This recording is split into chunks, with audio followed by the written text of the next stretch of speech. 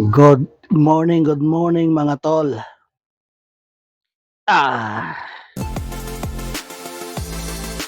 Nagra-riding po kami diyan mga tol. Galing kami ng Antipolo, and then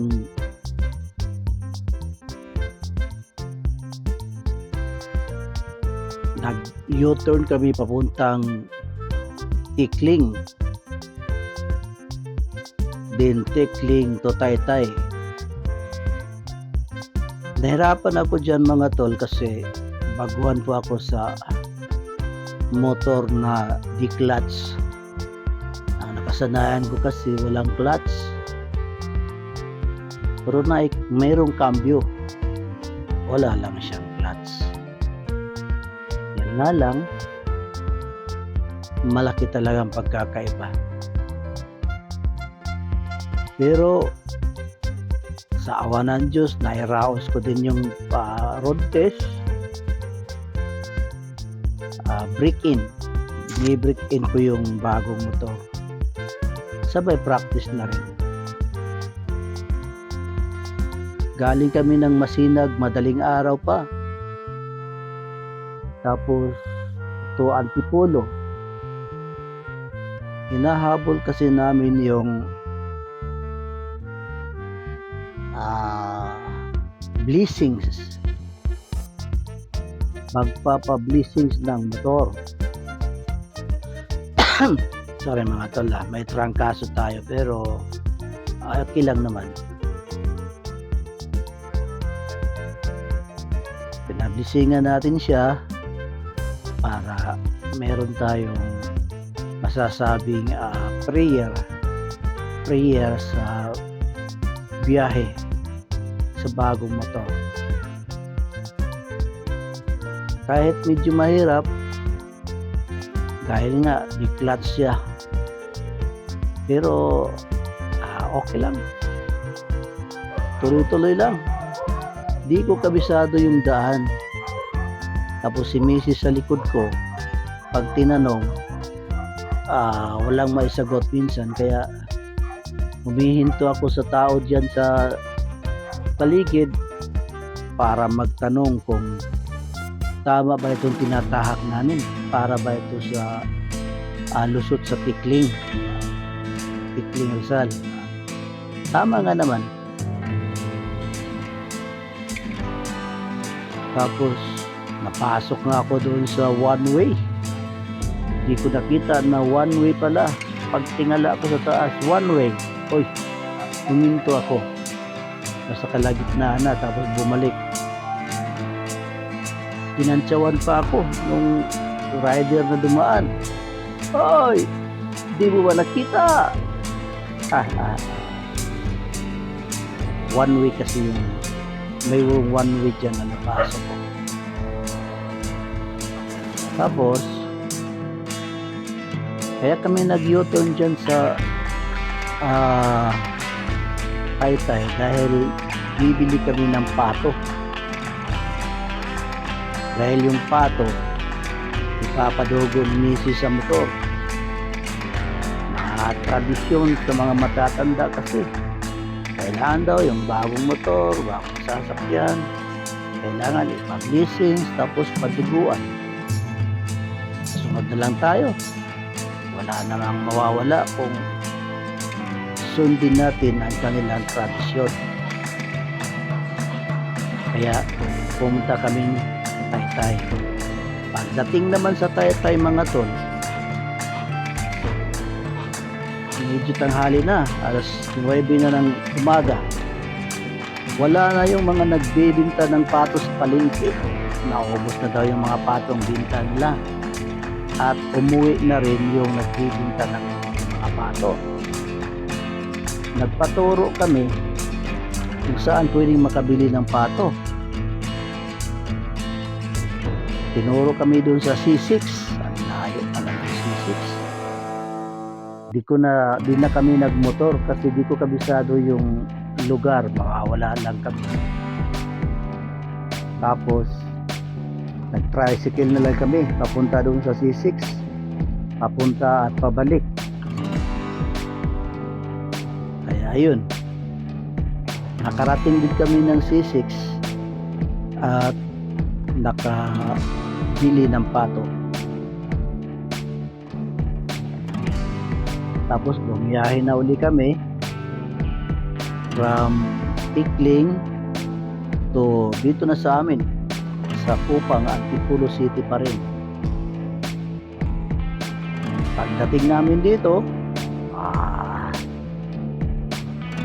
hiniwa ko na sa liig yung pato, tapos pinadugo ni mo si sa motor. Ganon pala yun.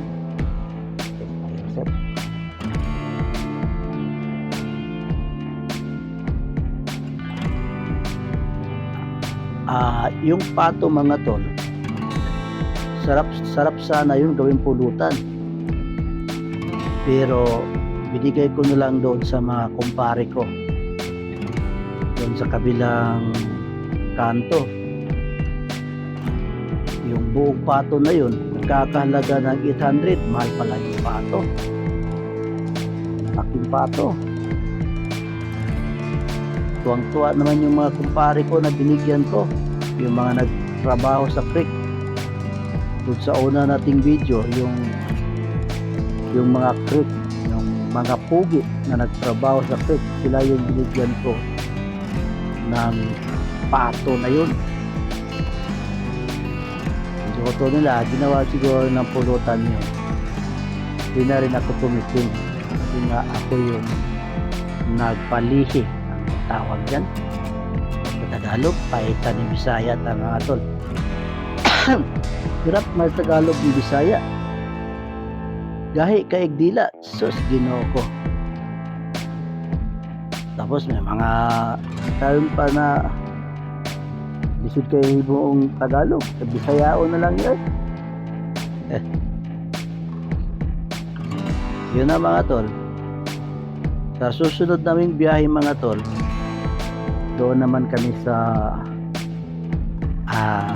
Tanay. Baka sa linggo yun. Maghahanap kami ng mga tourist spot na pwedeng puntahan doon para balik tayo sa Gala-Gala, kasi may bagong service na pwedeng magamit. Yung isa kasing service ko, yung luma, naawa akong iakyat ng Tanay kasi luma na siya. Ang hirap na niyang umakyat, hirap na tumakbo, hirap pilitin, nakakaawa. Lalo na si Mrs. nasa likod nagbibideo, dalawa kami sakay niya, maghirapan na siyang umahon. Kaya ngayon na meron na tayong bago, magsisipag ulit tayo sa pag-alagala para makapag-upload tayo sa ating YouTube channel na mga road trip at mga tourist spot. May mga script na rin kaming ginagawa para sa mga jokes, pero dito kasi sa bahay pagkalinggo, hirap kaming makagawa ng mga jokes o maka-vlog dito sa bahay kasi yung mga kapitbahay ko, sus Mariusep, puro music. Lahat sa harap, kanan, kaliwa, puro sila video okay. Kaya di talaga makapag-vlog dito pagkalinggo. Ako kasi linggo lang dito sa bahay. Pag ibang araw nasa trabaho talaga. Minsan mga tol, yung video ni Mrs. minsan naaasar ako. Tingnan mo yan, no? Yung kalsada na lang binibidyo na, yung unahan hindi na. Siguro meron siyang tinignan sa yung kanyang mga nakitang mga view na hindi na niya tinutukan ng video, doon siya nakatingin sa iba. Kaya yung kanyang video hindi niya napansin na nasa lupa na, nasa kalsada, nasa ibaba na, mga sasakyan sa unahan hindi na nakikita. Ganun pa mga tol, tuloy-tuloy lang natin. yung ating mga upload sa mga road trip. Yung isang video po namin na mahabang road trip from dito sa amin sa Kupang hanggang Antipolo, 21 minutes yun. Doon ko in-upload sa isa kong channel. Yung channel na yun, gawin kong legit someday. Yung mga music doon, alisin ko yun. Tapos palitan natin yung mga legit na mga video. Puro road trip ang i-upload natin doon.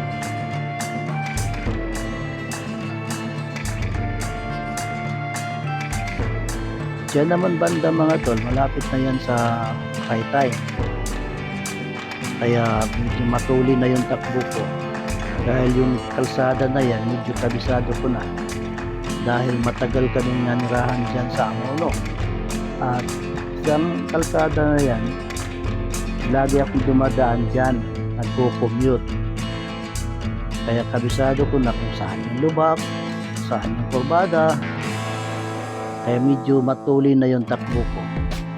At ginanahan na rin akong mag-drive kasi kabisado ko yung daan. Hirap pala talaga mag-drive pag hindi mo kabisado ang daan. Ayun o, napakatulin pa yung nauna sa akin. Samantalang ako, matulin na ako dyan. Pero ang tulin pa din nila. Hindi. Sabagay, nag-break din lang ako dyan. Sabay practice, kaya di masyadong harurot. Sakto-sakto lang. Kasi nag-iingat po tayo.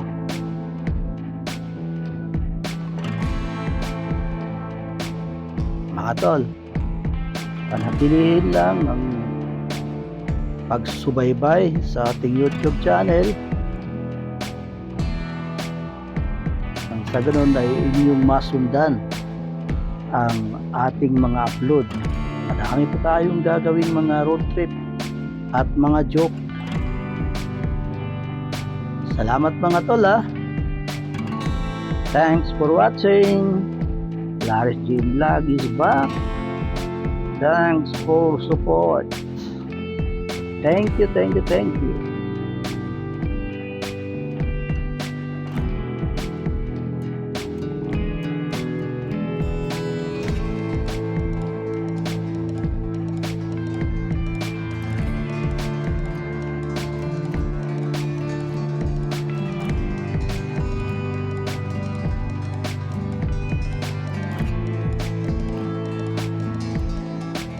Yan na mga tol, palipunan ng Taytay.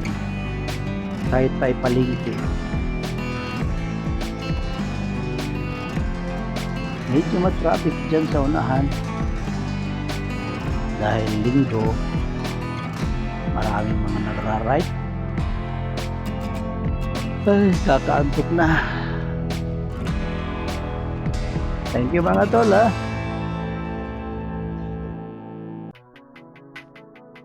Ayan, dumating na.